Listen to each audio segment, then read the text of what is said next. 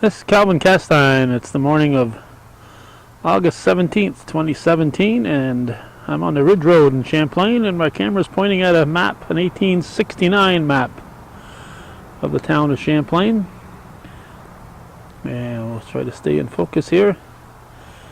This is where Lake Champlain meets North Country. The little northeast corner you'd see right there would be where the fort is. And if you look at the lines going up and down, you'll see that there were several, quite a few in fact, roads that went north-south from Champlain on the US side into Canada. And today we're going to look at a couple of those roads and examine what's happening here in the year 2017. And we're going to be talking with Mr. Brian Jefferson to start things off. Our location is the Border Patrol station here on the Ridge Road, and I have with me for today's host, Mr. Brian Jefferson, who's not a stranger to hometown cable viewers. Brian and I have traveled the same roads a few times in the past. Welcome, Brian. Good morning, Calvin. Thank you. We're here in Champlain Border Patrol today to discuss the Underground Railroad. It looks like quite a few people are coming from Africa and from Haiti and are going to Canada. So today we're going to discuss it with the Border Patrol agents here and actually go up onto the Roxon Road and see some of the taxis that are bringing. Probably 100 to 200 people a week are coming through going to Canada to the Olympic Stadium. So that's what we'll be talking about today. Yeah, we're going to look at several of the roads and try to figure out. Brian's the expert on this, so we're going to rely on him. But this has been going on since early in the year. I know in the cold winter months we'd see the reports of people coming across there. My brother travels the roads delivering Meals on Wheels, and he told me that they were going up and down that Roxon Road a couple times a day, and now it's really stretched out. And the weather is good right now, so the travelers are having better conditions when they walk across that border. So we're not doing this specifically for the people watching 2017, because I think there's been a lot of news reports and a lot of media has covered this.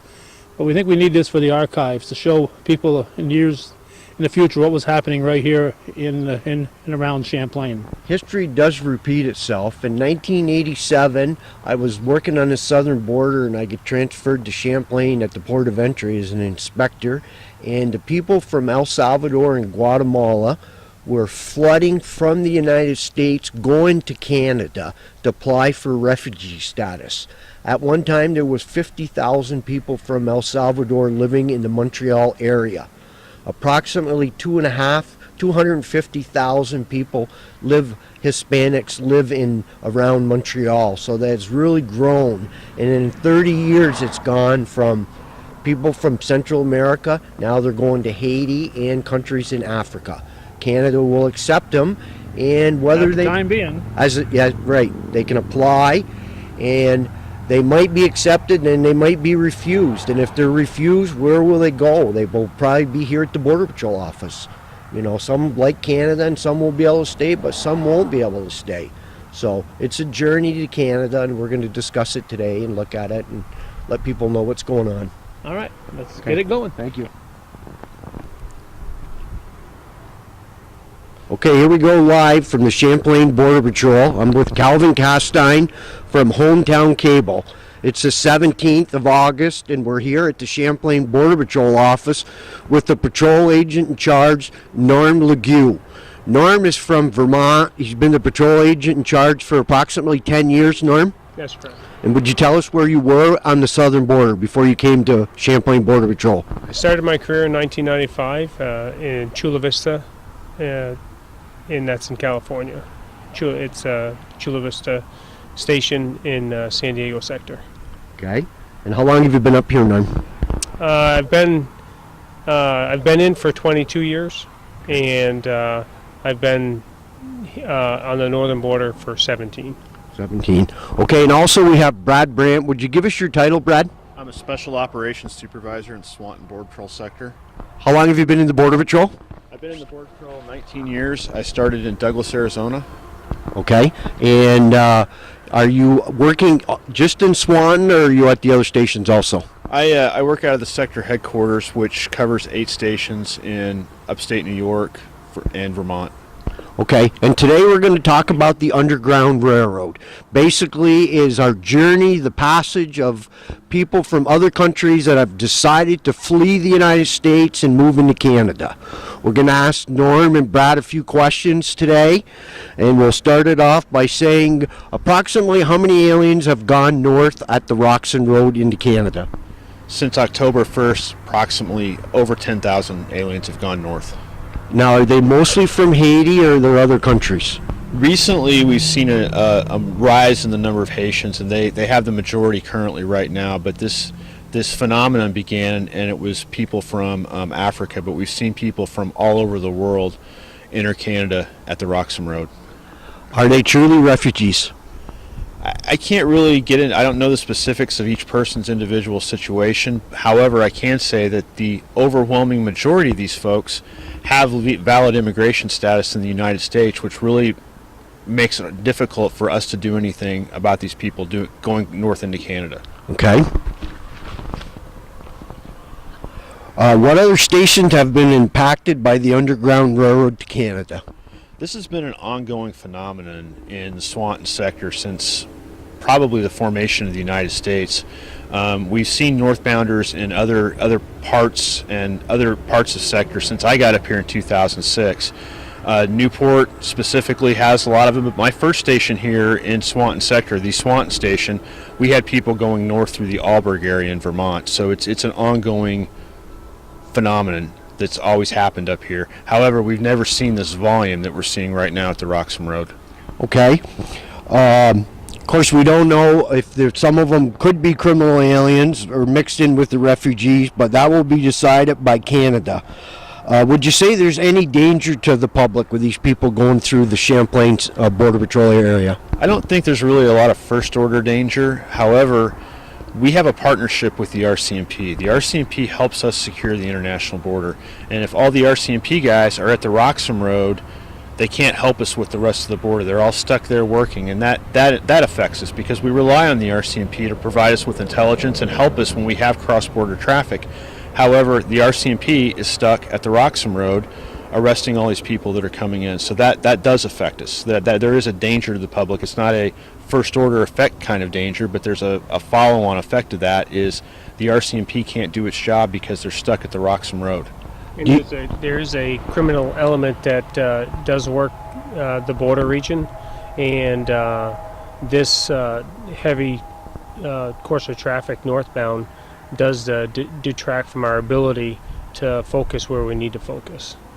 Okay. The next question, why haven't they used the Vermont area to move into Canada? Calvin asked me that, and I think it's because there's more people to be processed on this side of the lake. I think it's maybe the way the transportation networks work. So on the Vermont side, you have Interstate 89, which primarily serves Boston and the Boston metropolitan area. But on this side, it's I-87 that goes straight to New York City. And when this phenomenon first started up, it was people flying into JFK, taking a bus to Plattsburgh, which put them on this side of the water. And maybe it's been publicized. This is the place to do it, and that's why it's all over here right now. Well, could we just switch gears for a minute and talk about that and say that there is information available on Google and other websites where you can obtain. I've seen it when I was here at the Border Patrol office. They have a piece of paper and it'll tell them go to Plattsburgh, get a cab, and go to the Roxon Road. So it's an underground railroad. I mean, it's organized. So it's that, and it gets publicized on social media, Facebook, Instagram. All these social media sites allow information to be spread out between people a lot faster than it was before. And when you worked up here, the Colombians all had the same map they were getting from somebody in Florida. And I think with social media, it just makes that distribution of information a lot faster and a lot quicker and a lot more efficient. And I think that's kind of what's going on here. And based on the based on the interviews that we've conducted, that is factual. That they are finding out about the Roxon Road through the internet. Okay. All right. Thank you.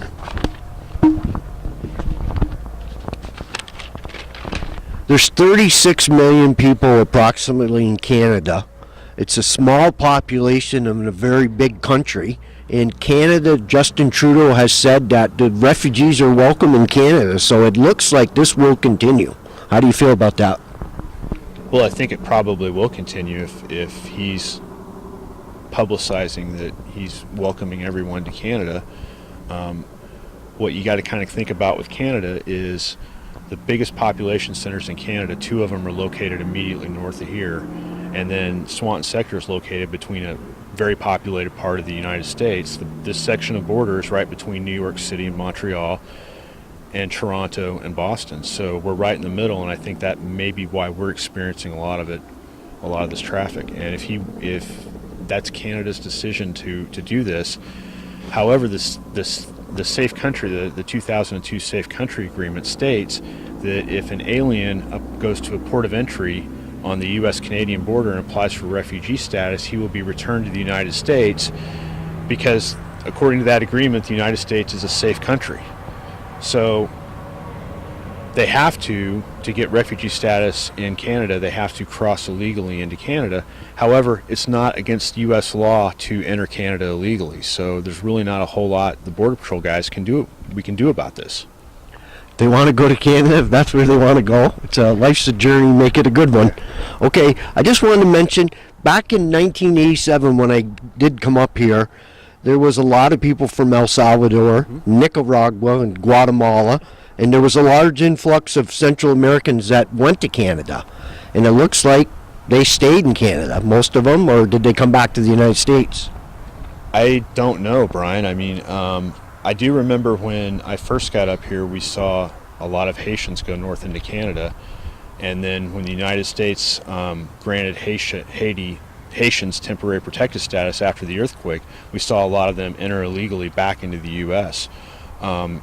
It would be very difficult for us to figure out if all those people stayed in Canada or not. I don't know how many came back.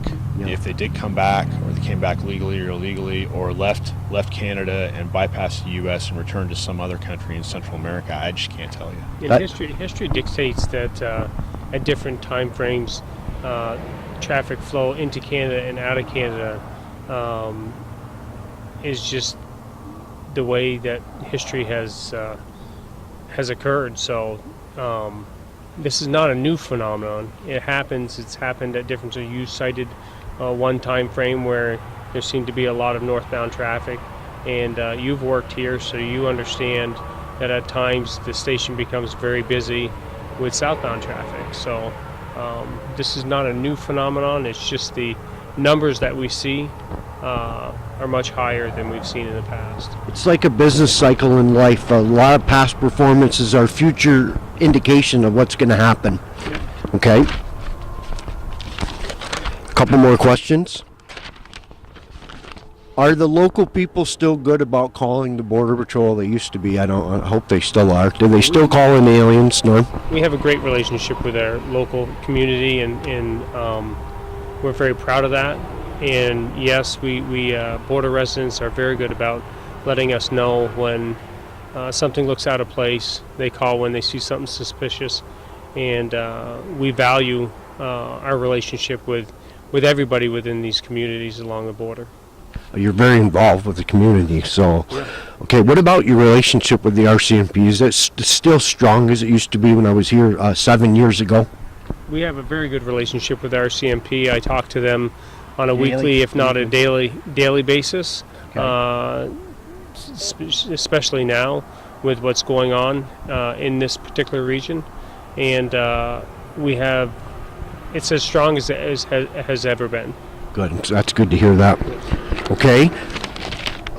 Could you just tell us just briefly about, like, say an alien from Haiti comes to the United States? I'll give you a hypothetical question. Would you tell us, like, say a a visitor came into New York City from Haiti, has a valid visa, and he's admitted to the United States, but his true intention was to take himself or his family up to Canada. So could you just tell us from, just roughly, how they would do if they would go by cab or they would go on a bus, or how they would get from New York City to Champlain, New York? Well, based on interviews, I can tell you that those that that have flown in to, say, JFK, have taken public transit up to the Plattsburgh area, and then public transit to the border region. And when we've encountered them and checked their immigration status, they had valid status in the United States, and it was determined that they had decided to go north. Okay, so say their intention was to go to Canada, and then they'll eventually probably petition for their family to come to Canada. They do speak French, Haitian, so they should be able to assimilate into the French Quebec language. And the question I'm trying to ask is, how is Canada going to be able to afford millions of people coming to Canada? I mean, is it possible, or is it? That's the thing that always bothers me. Who's going to pay for these people? I don't really can't answer that question. Yeah.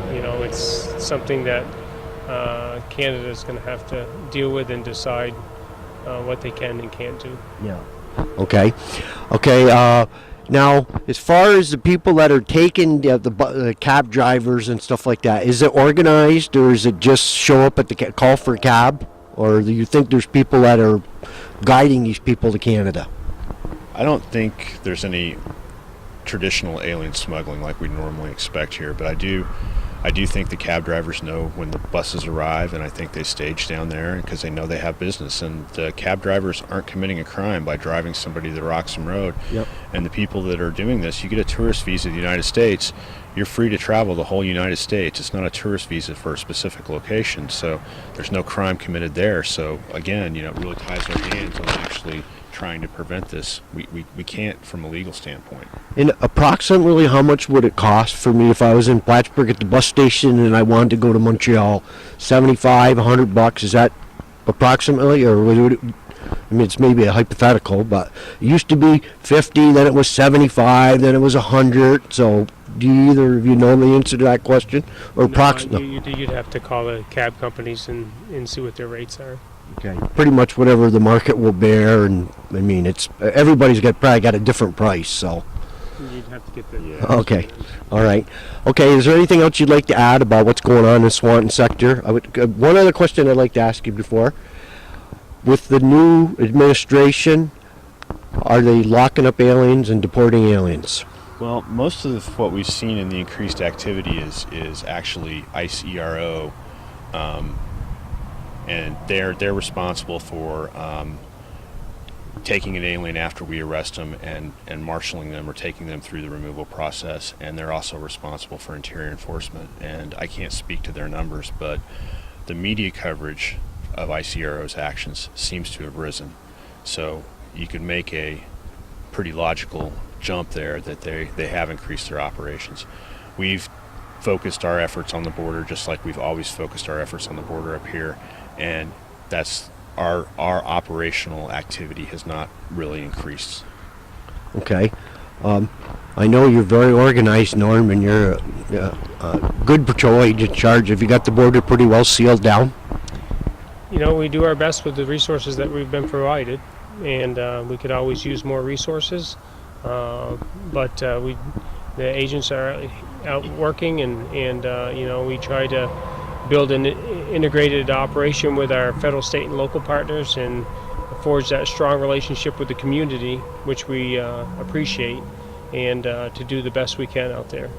They say being the patrol agent charge in Champlain is one of the best jobs in the Border Patrol. Is it the best job you've ever had?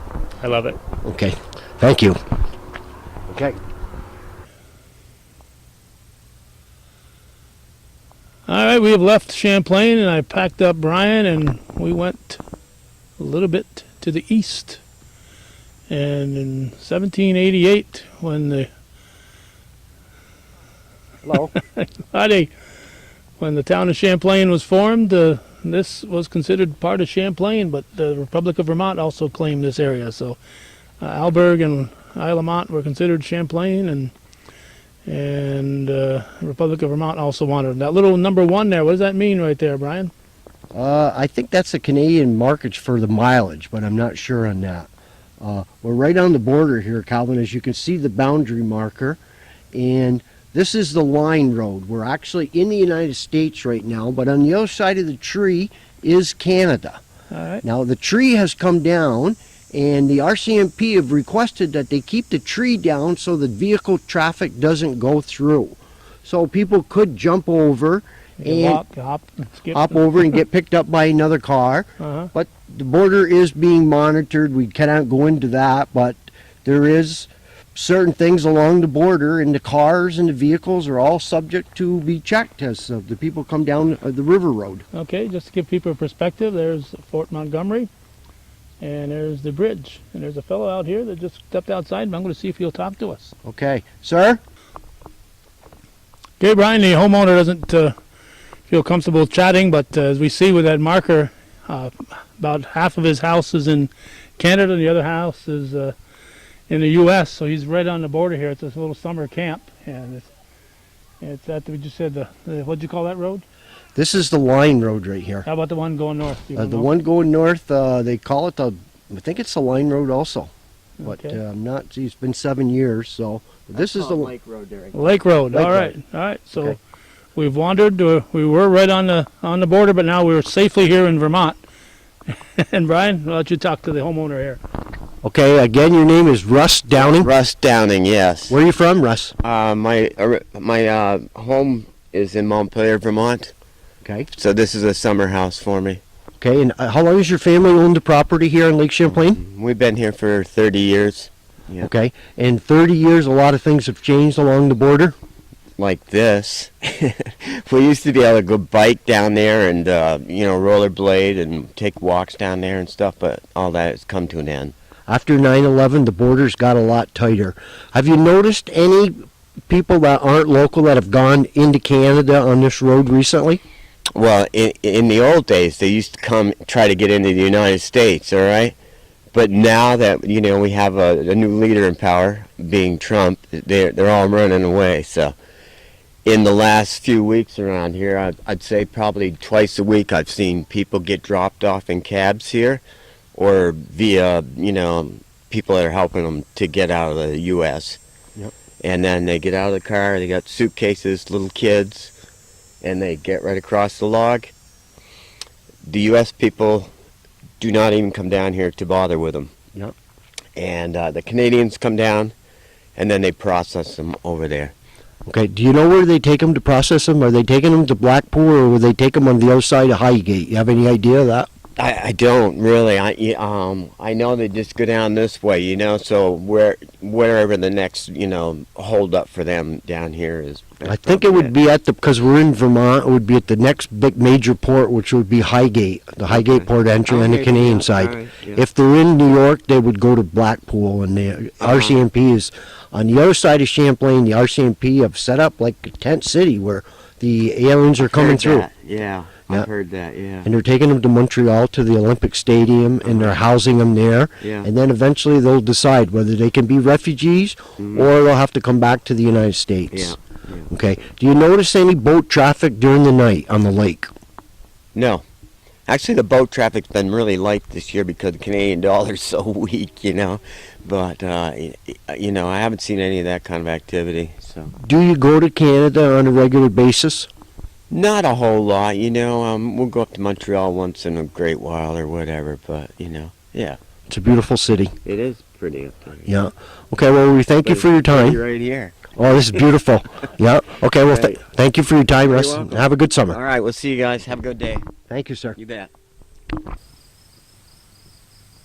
We've gone a mile or two. I'm not sure. I didn't keep track. Heading east along the road we were on, the Line Road. This is the line road. And I noticed Google mapped this place, and I noticed you've got farms here, a couple of farms, and right across the road, chances are these are their crops. Yes. But some of the farms, they allow the farmers to come from Canada directly into the United States and take care of the farms and then go back without reporting for inspection.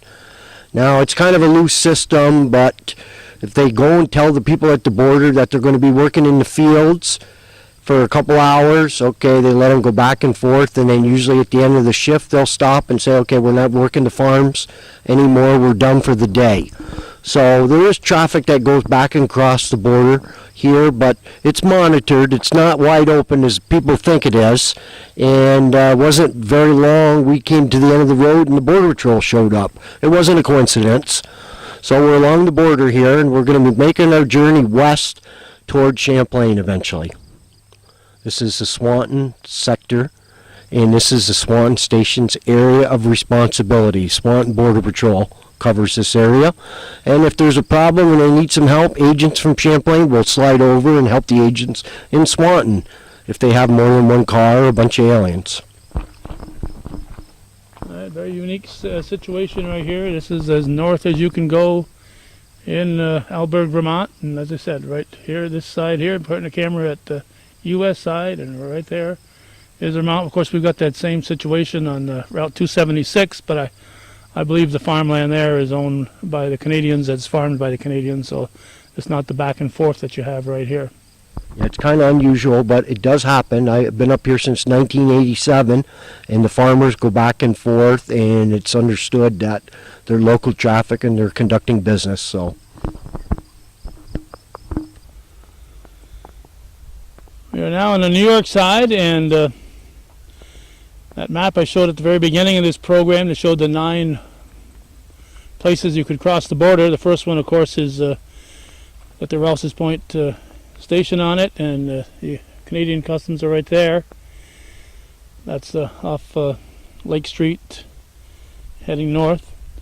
But the second one is right here, and there's still some houses on that side of the road, but that's Canada, Brian. this is the knuckle, Calvin. We call it the Border Patrol agents. We're north of the village of Rouse's Point. The railroad tracks is behind us, heads north to Canada, and people will, this house here is in Canada. Years ago, my dad told me people would smuggle stuff back and forth across the border, but here, the aliens seem to go north to Canada. And they go north, and hopefully they'll get picked up by a car and go on to Montreal.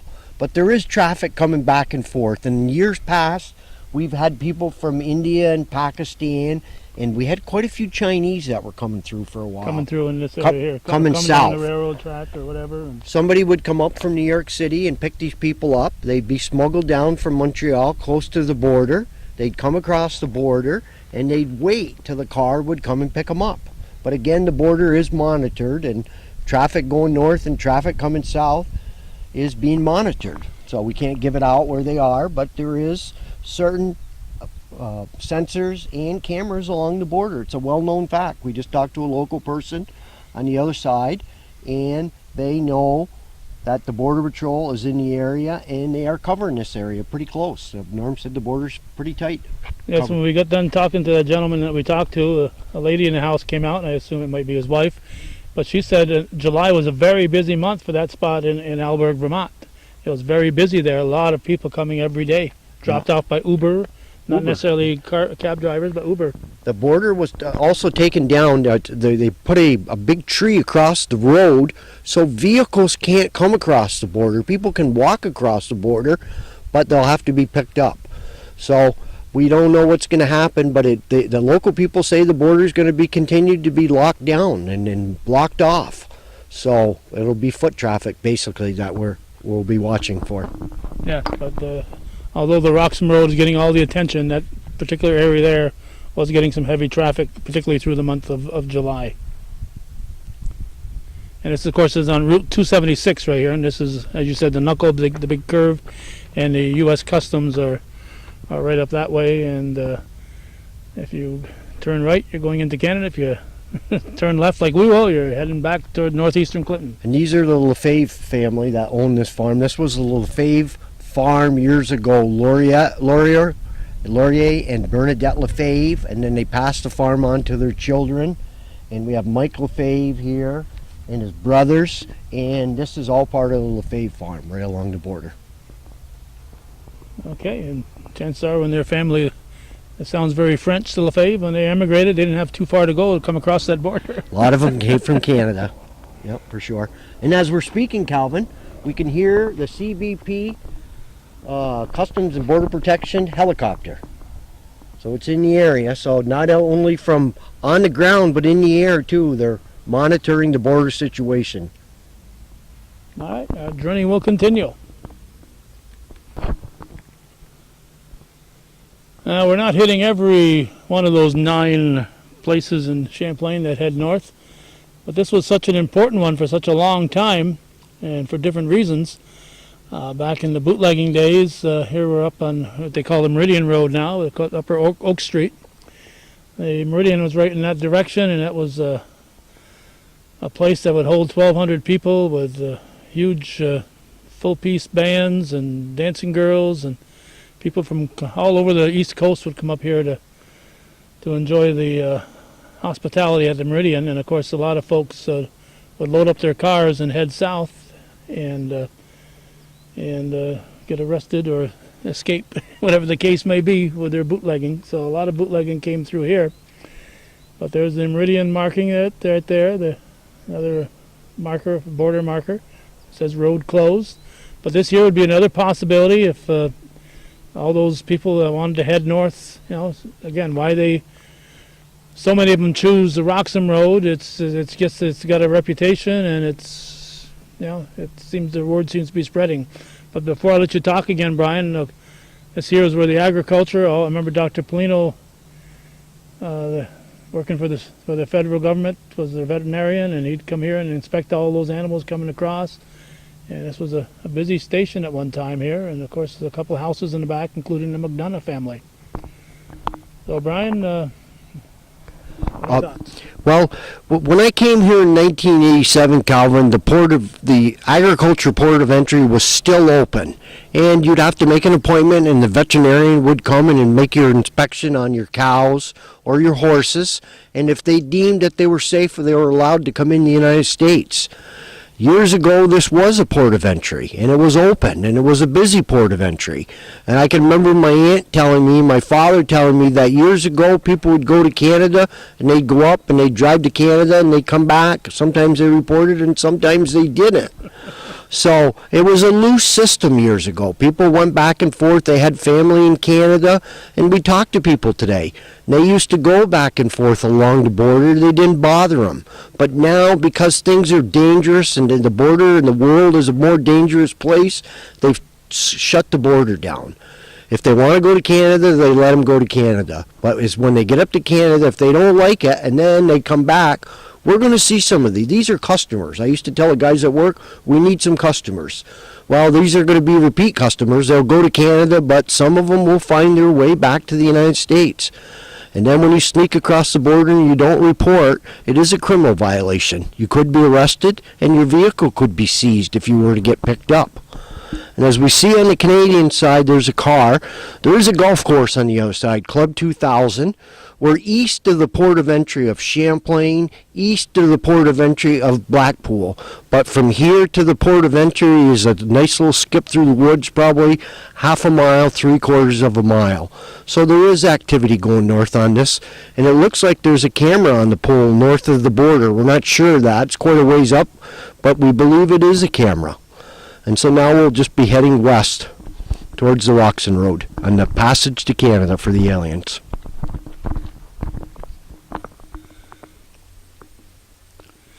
it's now shortly after 1 p.m. on our little odyssey. We're at the end of the Roxon Road, the U.S. end, and this house here was occupied up until recently. And it was a busy place this winter, and a lot of sadness here as people with below zero weather and not necessarily properly dressed. And at that point in time, there was no situation like here with this little tent over here. No situation here like they see with the tent. Got customers coming. And here comes a car. Not sure if it's a cab. Looks like a cab. This looks like a cab. So Brian, let's get on which side? I guess we'll stay on this side over here. I'll give you the mic. They won't talk to us, Calvin. What? Yeah. Well, No. we'll go through Yeah. the other side and we'll Yeah. come in from Canada and see if they'll. Okay, here we have city taxi up here on the Roxon Road. And we've got some people that are going to be going north to Canada. We're west of the village of Champlain. We're in the hamlet of Perry's Mills. The city taxi has just dropped the subject off. I'd say he's Middle Eastern. Bonjour, monsieur. He didn't want to speak with us. We just spoke. He wants to get right over there and get arrested. Now, here's the situation. We'll reiterate it for those people who are joining us late. These people have to cross illegally.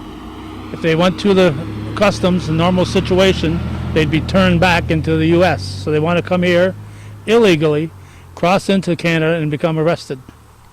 And apply for refugee status. And the refugee status could take a month, 3 months, 6 months. It could go on for a year. And it looks like the RCMP have detailed members of the RCMP from other locations along with Canada Immigration.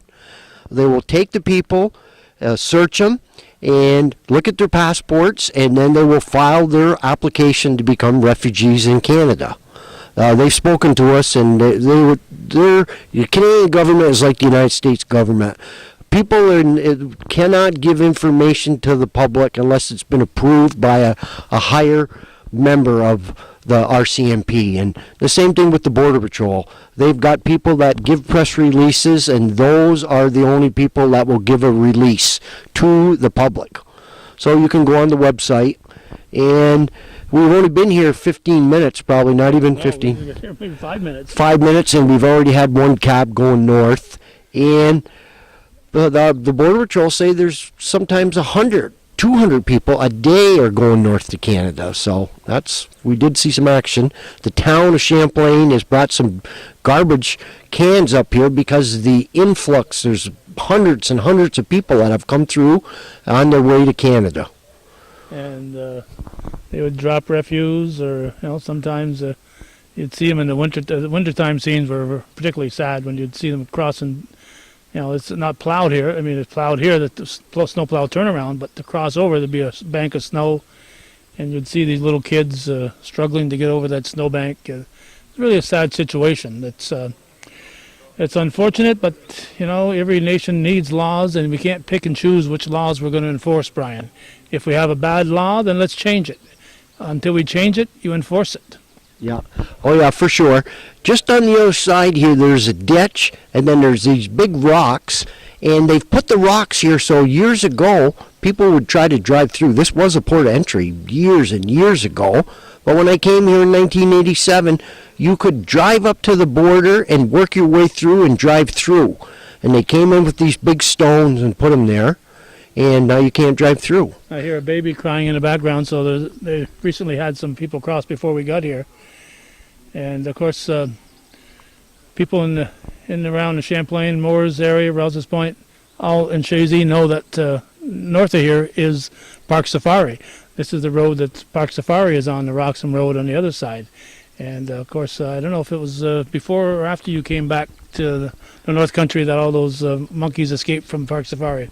The monkeys escaped, but we also had a bull that was in the field across from Bruce LaBelle's house. And the bull was loose, and we went into the field, and they said, well, if we can keep an eye on it, we'll get somebody from Park Safari to come down. We're going to lasso this bull and take it. So they did. But the monkeys got out, and then they were in the trees, and the locals were coming, and they were feeding them bananas, and Park Safari did come. Calvin, we've got another cab coming. We've got more customers coming north on the Roxon. 2 of them coming. This has been a real boon for the cab drivers, but again, it's a sad situation. I know the cab drivers won't talk to us, Calvin, because they are on a strict leash because they are dropping a fare off, and as soon as they can drop the fare off, they go right back to Plattsburgh to pick up another one. So they want to make as much as they can, so the faster they do a turnaround, the faster it is. But one of the early coverages, mentioned this off camera, that we saw was one of the local TV stations talking to cab drivers that were dropping people off during the winter months. in that particular cab, the guy, they asked how much it costs for those drivers passengers to get here. And they said, well, if it's one person, it might cost 50. If it's 6 people, it might cost 200-300. It was charging them per person, which is illegal. You know, you and I have both had the opportunity to share a cab with somebody, and it's just one trip. You know, you don't pay per person. Yeah, but those cab drivers did get in trouble, and they did pay fines. So Most of the cab drivers will not put you in their cab unless they have the cash in hand. They don't take credit cards, most of them, and it's all cash. well, it's got to be cash. I mean, you bring these people up here to cross the border. if they run across the border and don't pay, Yeah. No, but in Plattsburgh, if they don't give them the money right up front, they won't even let them get in the cab. Now, this 2 different cabs here. This one's a new one. Now, I'm not familiar with these. City cab, that's pretty well known. So there's 2 black males that have got out of the car with baggage in the first car. And then in the second car, it looks like there's a female and another person with a hoodie on. So there's at least 1, 2, 3, 4 or 5 going north. Well, I think the female was the driver Oh, the female's a driver. on this side of the car, Okay. and it looks like there's a female in behind the car right now. So I'm not sure if we've seen more than one passenger come out of that car. I would guess if there's 3 people and the driver and the 2 drivers seem to know each other, that maybe it was a matter of luggage because I'm sure they could squeeze 3 people in there. Oh, yeah. Strollers, so they must have a child. Yeah. And all this is fine and dandy here in a nice 75, 80 degree day in the summer. But if this doesn't stop again by the winter, you know, they're putting up these tent cities, and you and I are going to try to go across into Lacole and look at one of those tent cities. That tent isn't going to help you when it's 10 degrees out. And so those people that are right now being housed in Lacole and they're running out of room, they've already run out of room at Olympic Stadium, they're going to have a big problem if this continues at this pace. You think it's a short-term problem or a long-term problem? I don't know. It's just a matter of how many of these people are here. Again, these people apparently are here legally. When the Border Patrol has questioned the people that they have questioned over the year or so that this has been going so hot and heavy, they've all appeared to be legal. But either their visas are going to run out or whatever. So rather than take their chances here, my distant cousin Pierre Elliott Trudeau's son Justin said, come on up. Well, I'm listening to the Channel 6 News and the Channel 12 News, and some of the people in Canada are saying, wait a minute, we're running out of room here. We can, it's nice to have open arms, but how are we going to afford to take care of thousands and thousands of people? So, You're talking millions and millions of dollars.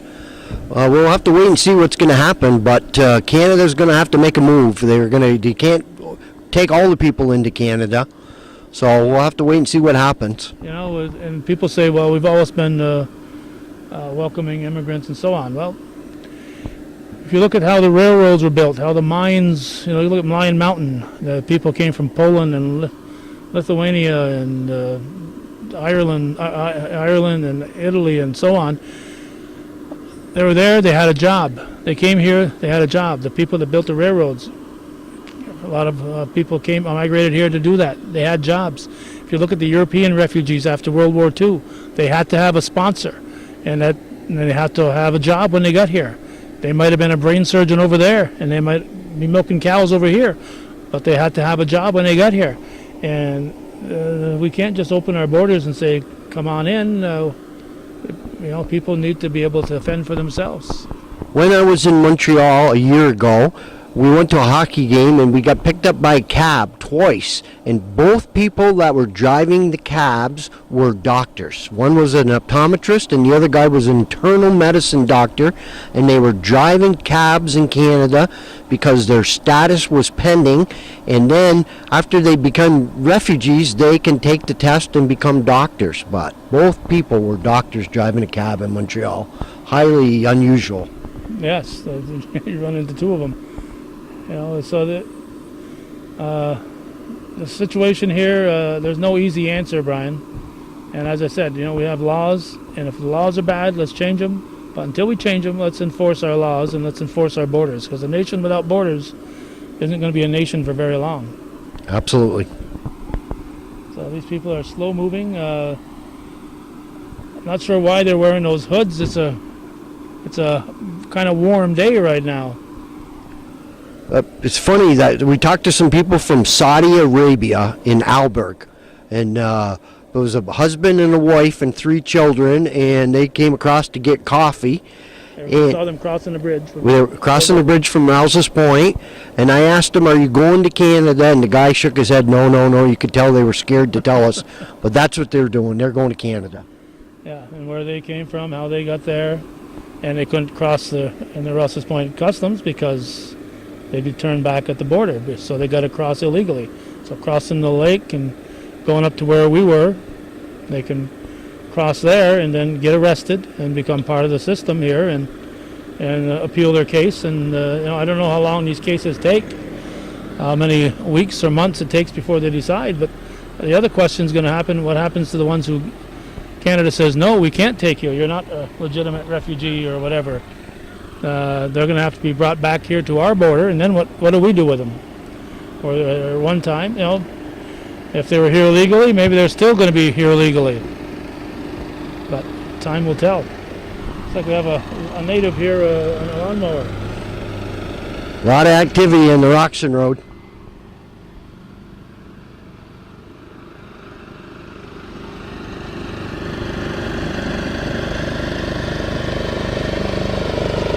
Doesn't look like he's mowing too much here.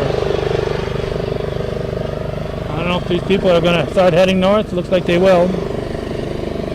And so we'll stick around and watch them get arrested.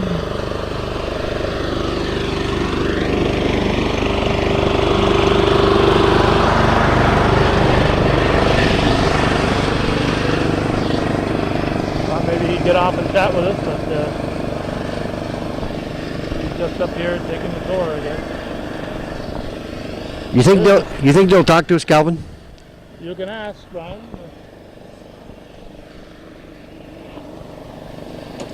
Vous parlez français? Speak English? Un peu? Vous êtes Haitian? Okay, tout Haitian ici? They're citizens of Haiti.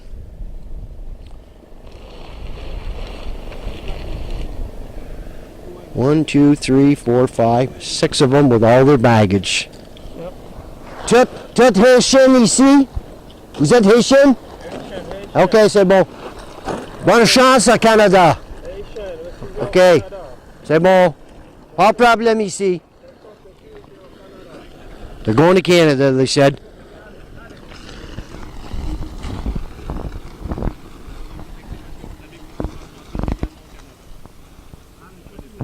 She's telling them that it's illegal. Let's go up and do some research to them. They can't no more than arrest us, Brian. No, we're still in the United States.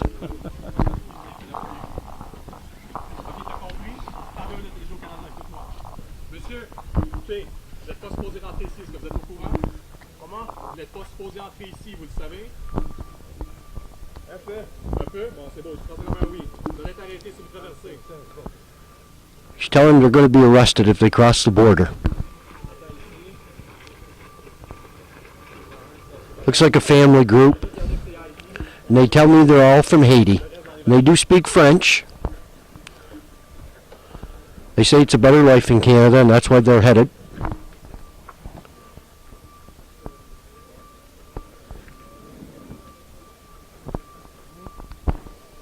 Certainly a sad situation for these families, Brian. As I said, there's no easy answer. Looks like there's a bus on the other side of the tent there. You can see through the window there's a bus that might be transporting some of these folks to Lacole.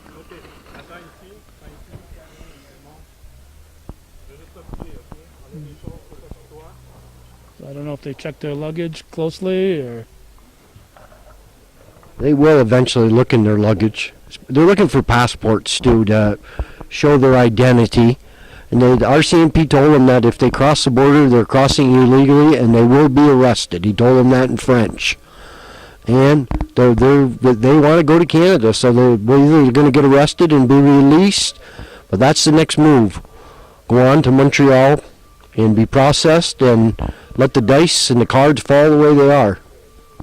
Now, are these all RCMP or there's some immigration people here? The first guy here that says police, that's the Royal Canadian Mounted Police. The other guy, I believe, is Canada Immigration, The white shirt? the white shirt. And then there's Canada Customs on the other end, the blue shirts. This guy in the blue shirt is Canada Customs. And then on the other end, there's some, it looks like there is a bus, too. Yes, the bus just pulled in, and there's quite a few people back there awaiting that bus. All right, so I think we're going to try to make our way legally into Canada unless we have another vehicle showing up. One more cab coming up here, City Taxi. Our friends from City Taxi are coming up. This is the fourth cab we've been here, Calvin, and we've only been here like 20 minutes.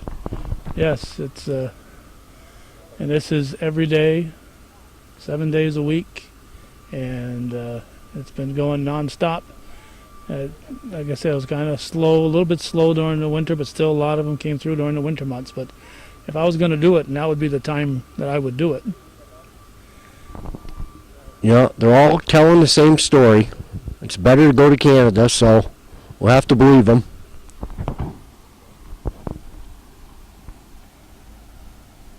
And on the way here, we passed several roads that were once like this here, including the Glass Road, and then a little bit to our west is the Upton Road. And we passed the Missile Base Road, but I don't think that was ever a border crossing, legal border crossing, because to my knowledge, that road was put in when the missile bases were built in around 1960 or so. So it's a single lady here. Vous êtes Haitienne, madame? Vous êtes Haitienne? Vous parlez français? Okay. Passez. Entrez à Canada ici. She's scared, Calvin, but she is Haitian. She's Haitian, and she knows that as soon as she crosses over, she'll be in Canada and subject to arrest.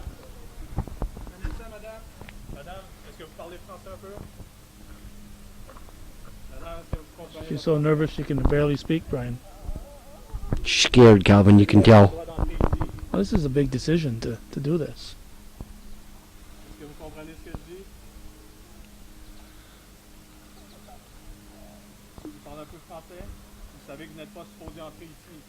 Vous le savez? Vous allez être arrêté si vous traversez, c'est votre choix. You're going to be arrested when you cross over, he's telling her in French. She's obviously scared. She says she's from Haiti with her passport. Yeah.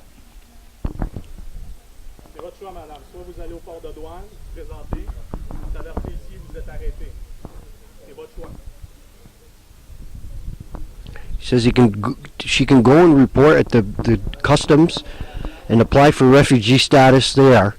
But if they cross the border here, she will be subject to arrest. Vous n'êtes pas supposé entrer ici.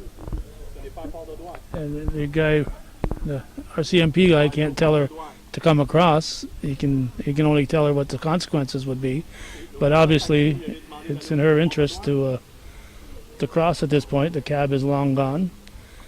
But the idea of being arrested has suddenly hit her right here, smack dab in the middle of her crossing.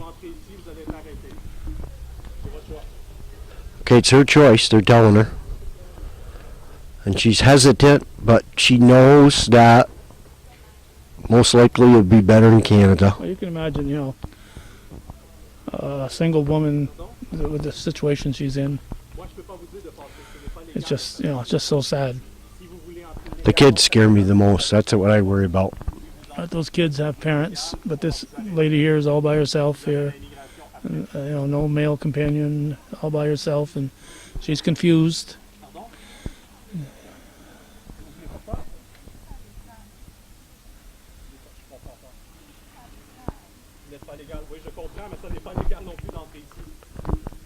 It's illegal to cross here, he's telling her in French. She's deciding, stay or flee for Canada. I wonder if she'll understand us. Let's shut the camera off, Brian.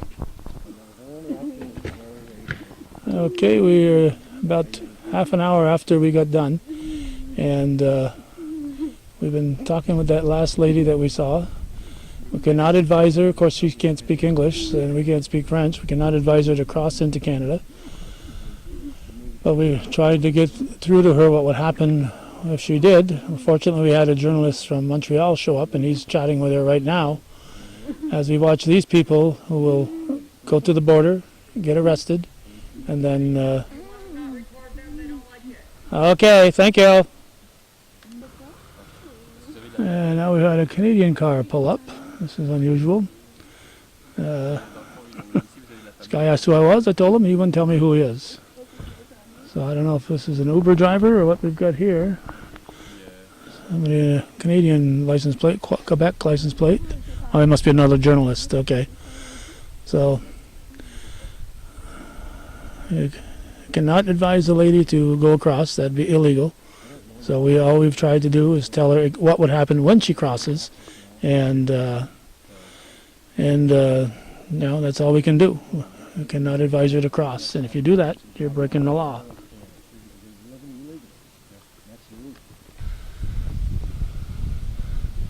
Now, this journalist here crossed the border and came back on this side, so he crossed the border and came back. So I don't think he can legally do that, but. So the lady is up there, and it looks like she's going to go through. Again, we could not tell her to go through. We could not advise somebody to break the law. So we tried to convey to her, and thanks to a little help, we got the message to her that what would happen when she crossed. So she came here, and when she was confronted with the idea that she would be arrested, it became very, very intimidating. So again, we couldn't tell her to go, and we didn't. But thanks to a journalist from the Montreal Journal, is it? Was it, Brian? Montreal Journal, was it? Journal de Montreal. And the other guy's La Presse, but the guy who talked to her is from the Journal de Montreal, and he understood that he could not tell her to illegally cross. But he could explain to her what the results would be. So hopefully her case will be a happy ending months from now. And Stay tuned. yes, unfortunate. So this is a story that goes on here every day here in 2017 and mid-August right here.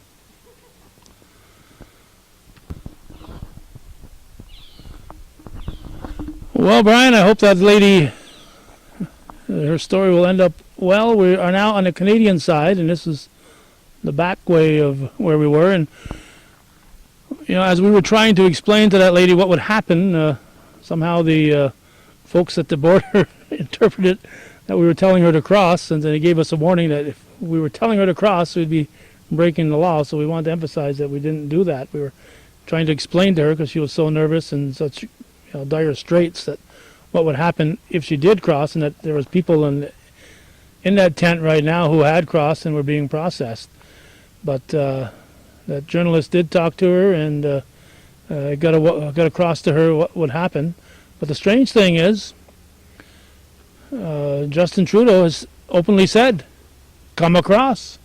He's openly said it. So, I guess they should go arrest the Prime Minister. Well, just north of the border of the Roxon Road, we're south of Park Safari. Now, the RCMP are here with Canada Customs, Canada Immigration. They have porta potties, they have tents, and it's quite an operation. It looks like they're going to be here for an undetermined amount of time, and they're taking the applications from the aliens, and then they're moving them over to Blackpool, over to Tent City, is what the Canadian Immigration Inspector told us when we crossed the border.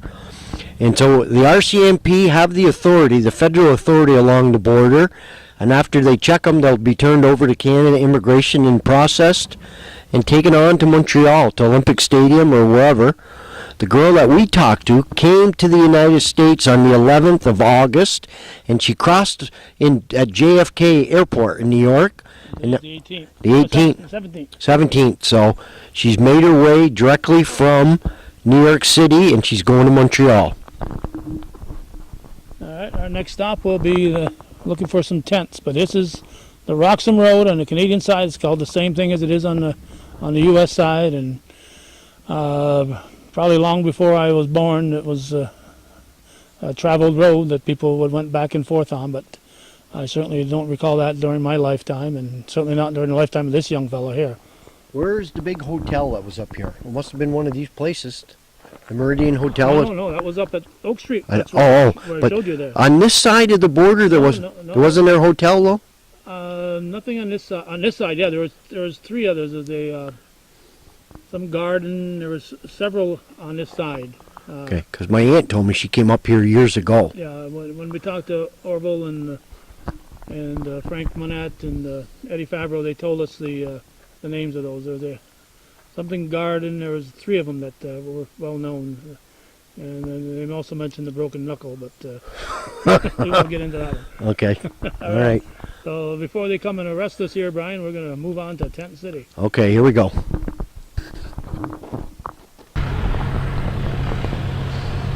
We're still on the Canadian side, and if you listen to any of our old radio programs, the Smiley Willette and the Sunset Ramblers, they talk about performing at the Deux Repos Inn in Blackpool. And all the news reports we've heard, they've said Lacole, Lacole, Lacole. But for Northern Tier folks, that's not where this Tent City is. It's right here as you cross the Champlain Port of Entry at Blackpool here and come into Canada.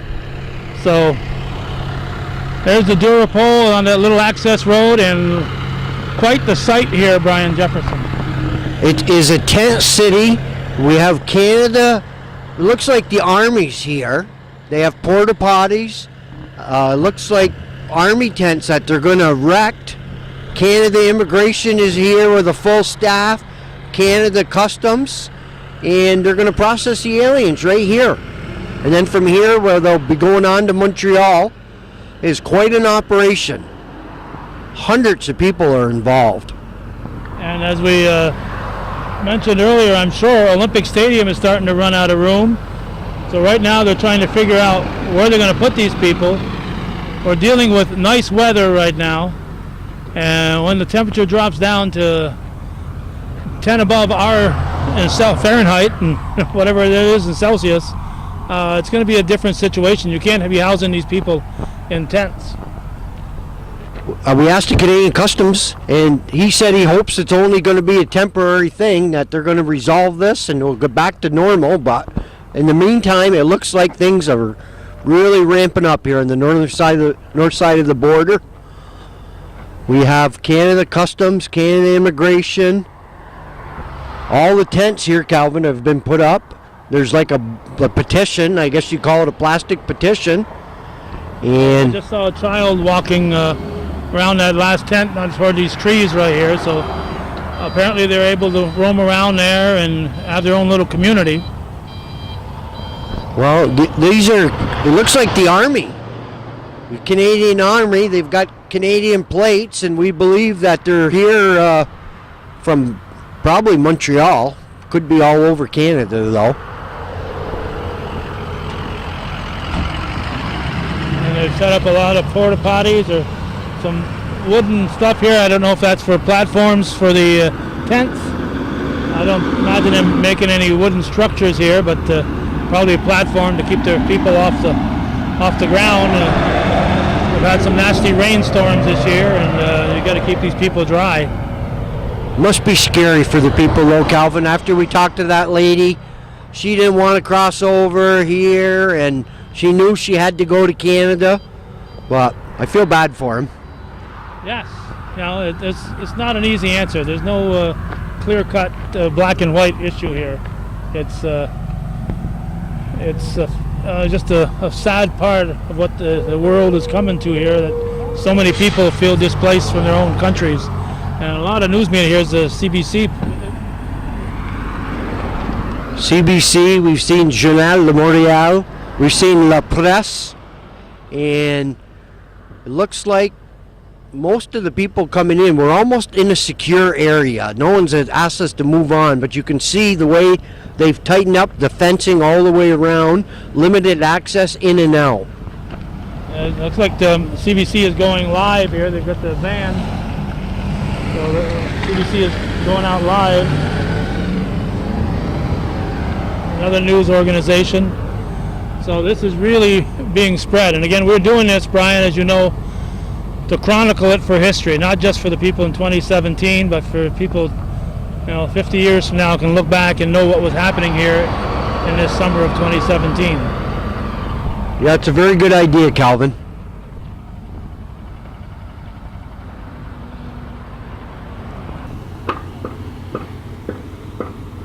We ventured a little further down, and as Brian and I were driving up, saw about 3 times as many as we're looking at right here, Red Cross people coming out of these tents. It's really amazing here. People have been around this area for 25 years or at least. Will remember maybe coming up here, Brian, to get gas at the gas station here back before Canada decided to raise their prices. There's a lady with a child over there roaming around. They seem to have free access. Maybe going to the Red Cross tent to have the child looked at. Amazing that so many of them have sweatshirts on. It looks like they're keeping them on. Because all the clothes they own, they're carrying them with them. They even have buses here too, Calvin. That's going to take them up to, I guess it will take them into Montreal. Looks like this lady here has been processed. And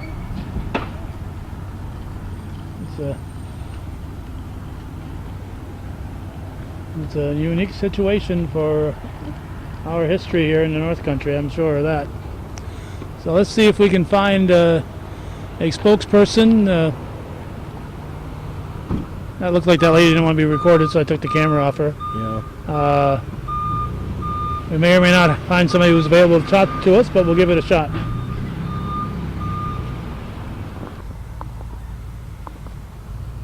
Just to make it obvious where we are, this is the border heading south in Champlain, Blackpool on this side.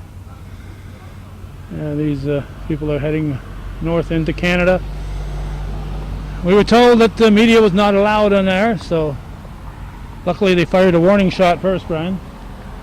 It's been quite an eventful day, Calvin. I didn't realize that it was as big an operation as it is. There's hundreds of people involved here. The refugees are being processed. There's big containers where they're putting their luggage. There's border security vans and buses and school buses. There must be doctors here. No one will speak to us. But there's outhouses and toilets, and they must be feeding them also. But it's a scary issue, and we don't know what's going to happen with these people, but hopefully their cases will be resolved expeditiously as possible, and the people will be able to go on with their lives. Well, our thanks to Brian Jefferson for adding his expertise to this situation. We knew we wanted to do this story, but we wanted to do it with somebody who had an inside track on how border operations operated, and we couldn't think of a better spokesperson than our friend Brian Jefferson. So thank you, Brian. We appreciate it. Thank you, Calvin. I just want to remind people that to think of Calvin when you make a donation for Hometown Cable. We'd appreciate it. Thank you, Calvin. He's only saying that because he's riding with me, and if he wants to get back to Rouse's Point, I'm his mode of transportation. So thanks for watching, and for those of you who do support, like Brian Jefferson, a fine viewer supporter of Hometown Cable, thank you for watching. TV we think is worthy of your support.